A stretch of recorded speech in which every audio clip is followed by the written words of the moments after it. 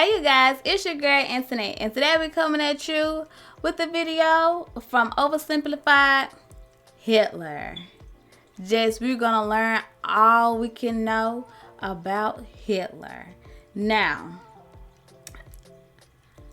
as like in World War II, we're gonna see how did he grow up to become this person who just wants to be like a mastermind, just want to take over the world. Because if he would have won that war, y'all already know it would have been very, very different today if he would have won that war. Because he was going to try to do it again. He going to try to just take over everybody. And he wouldn't have cared. He wouldn't have cared. But don't forget to like, comment, and subscribe, and turn notifications on so you can see me. And leave me a like. Leave me a thumbs up. Thumbs up, you guys. Thumbs up. Thumbs up, you guys. Thumbs up. So let's get into this video. See what we can learn about Hitler. Well, what else new we can learn about Hitler? Because we already know. He was a very powerful person. And he was very persuasive. But he had a weak mind.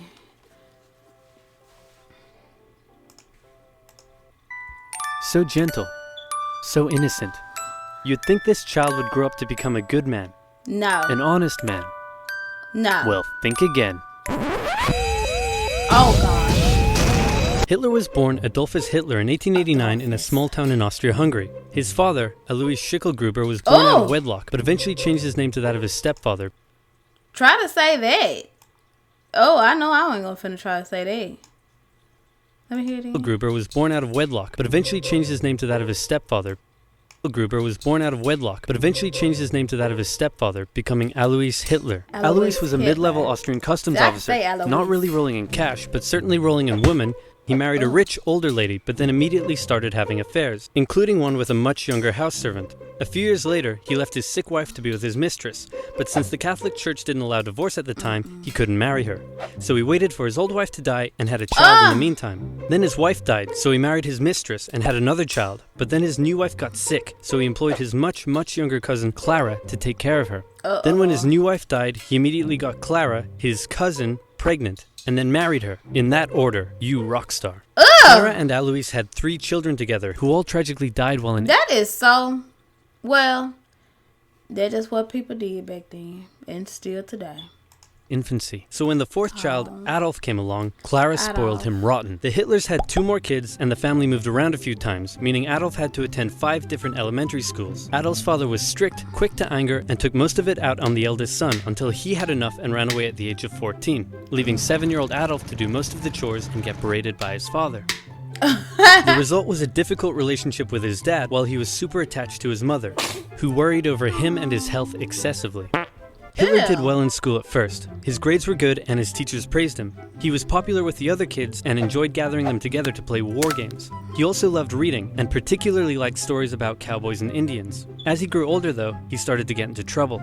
He was caught smoking once, organized a raid on a local orchard, tormented his pro-Austria religion teacher with symbolic gestures, displaying his allegiance to the idea of united Germanic people under a greater German state in defiance of Habsburg Austria. You know, the usual. All of this enraged Adolf's father, who punished him severely. The area of Austria-Hungary that Hitler lived in was once part of the German Confederation, and many of the people who lived there considered themselves to be German. Adolf tended to just go against whatever his father said, and since his father was an Austrian public official, Hitler got big into German nationalism. This enraged Adolf's father, who punished him severely.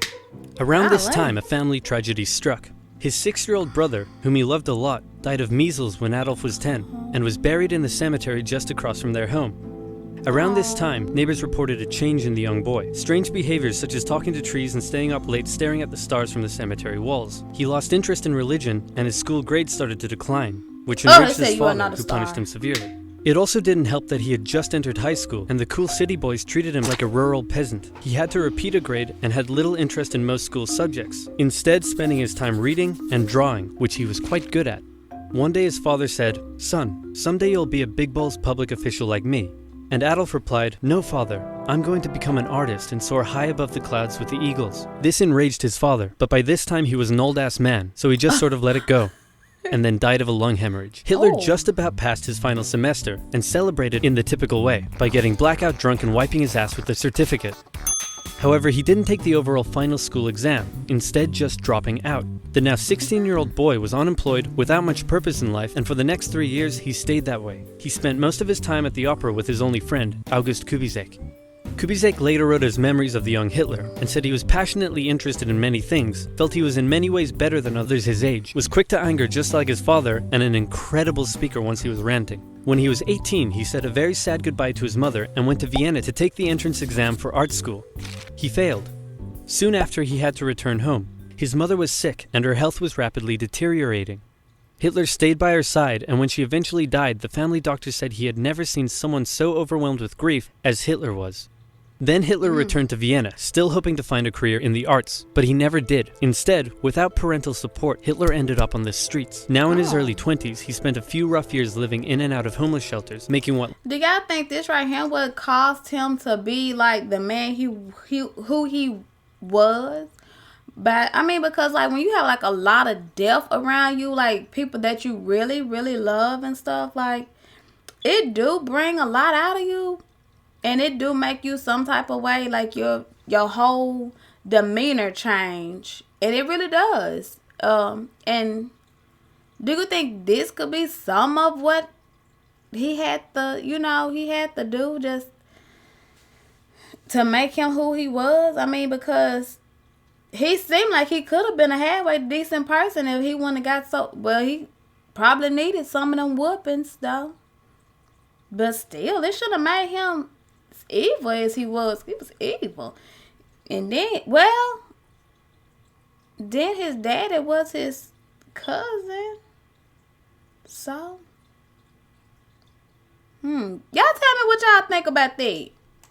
little he could from selling postcards he painted. It's hard to pinpoint exactly when and how Hitler's extreme ideological beliefs formed, but his time in Vienna would have certainly played a role. Anti-Semitism was widespread in the city. The mayor, whom Hitler supported, was an outspoken anti-Semite. There were many right-wing anti-Semitic newsletters, which Hitler took a keen interest in. He bought into the conspiracy theories and became a firm believer in the idea that there are many races in constant struggle with one another, the purest of which were the German Aryan people, and the worst of which, he believed, were Jews. No, Since Austria-Hungary was a multi-ethnic empire full of lesser races, Hitler wasn't a fan. So when he was 24, he moved to Munich in Germany to avoid doing military service, and for one more year he was a drifter on the streets, until something huge happened. In 1914, long-standing tensions in Europe erupted into the First World War. Crowds across Europe celebrated the news. Within days, Hitler volunteered for the German army. The war gave him a purpose in life. His fellow soldiers gave him friendship and brotherhood. Despite the horrors of war, Hitler considered it to be the best time of his life. He was reportedly a brave soldier and was awarded the Iron Cross, first class. He was also very lucky and had many close encounters with death. His luck ran out in 1916, however, when an artillery shell injured his leg. He went back to Germany to recover and was outraged to find a general apathetic anti-war attitude among the exhausted and hungry German populace. With the war turning against Germany, he returned to the front lines, but was temporarily blinded by a British gas attack in 1918. A month later, still recovering in hospital, Hitler learned of Germany's defeat and surrender. The terms of the peace treaty were tough on Germany. It had to pay a lot of money and lose a lot of soldiers. These conditions weakened Germany and humiliated the German people. Europe's borders changed after the war too. New countries were formed out of Russia's lost territory, Austria-Hungary was dissolved, and there was one big new country splitting Germany into two. Hitler, seeing the country he loved humiliated like this, said that hatred grew in him for those responsible, by which he meant communists and Jews, who he believed had stabbed Germany in the back by spreading dissent and anti-war propaganda back home. So that's how it all begins. Just a hatred. How could you hate something that bad, though? Like, he really, well, I know he really loved his country. So I get that. But still, though, he had the one race of people just to basically kill them and torture them. And them people probably didn't even have anything to do with that. But that's Hitler for you. So, but and another thing, when I was in history class and stuff like that, Hitler never killed one of them people. He never knew. He never did it. He knew how to persuade people. He learned to become a good talker, to persuade people and to finesse people. You know, just try to get them to do what he did not want to do. So that's how Hitler was. And that brings us to the end of the video, you guys. And I will catch you guys in the next one. Bye, you guys.